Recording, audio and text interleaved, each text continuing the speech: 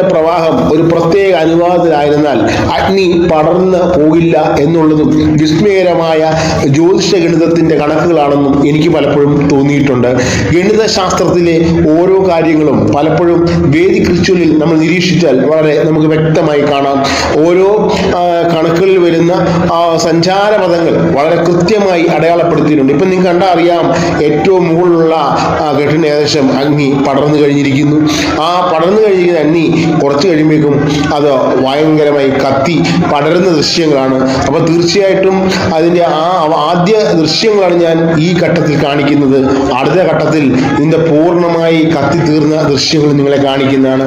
ആ ദൃശ്യങ്ങളോടൊപ്പം ഞാൻ പറഞ്ഞ കാര്യങ്ങളും നിങ്ങൾ ശ്രദ്ധിക്കുക.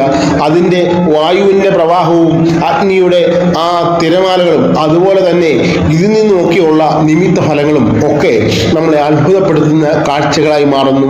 അതിരാത്രം